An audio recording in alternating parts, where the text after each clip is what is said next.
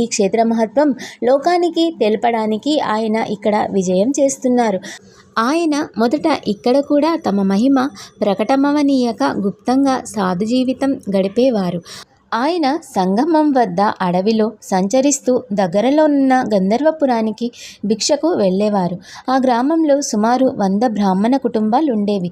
వారంతా వేద విధులు. ఆ గ్రామంలో గుణవంతుడైన ఒక పేద బ్రాహ్మణుడు ఉండేవాడు. అతని భార్య పతివ్రత.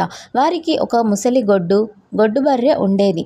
గ్రామంలోని రైతులు దానిని మట్టి, ఇసుక మొదలగునవి మోయించుకోవడానికై అద్దెకి తీసుకెళ్తూ ఉండేవారు.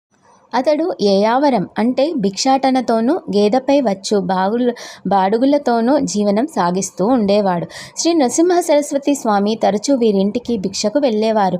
అది చూసి కొందరు గ్రామంలో శ్రోత్రియులను, శ్రీమంతులము అయిన బ్రాహ్మణులము ఇంతమందిమి ఉండగా ఈ సన్యాసి మన ఇండ్లకు భిక్షకు రాకుండా ఆ దరిద్ర బ్రాహ్మణుని ఇంటికి ఎందుకు వెళ్తారు, అదే ఇంటికి ఎందుకు వెళ్ళాలి అని అనుకుంటూ ఉంటారు. అక్కడ ఆయనకేమి దొరుకుతుంది అని విమర్శిస్తూ ఉండేవారు.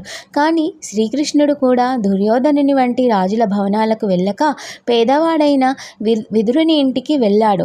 భగవంతునికి సత్యగుణమందే ప్రీతి గాని ధనమదంలో చిక్కిన వారితో ఆయనకేమి పని? ఆయన అనుగ్రహిస్తే క్షణంలో దరిద్రునికి కూడా సామ్రాజ్యం అనుగ్రహించగలడు. ఆ విషయంలో ఆయన మహిమ ముందు బ్రాహ్మలిపి కూడా మారవలసిందే.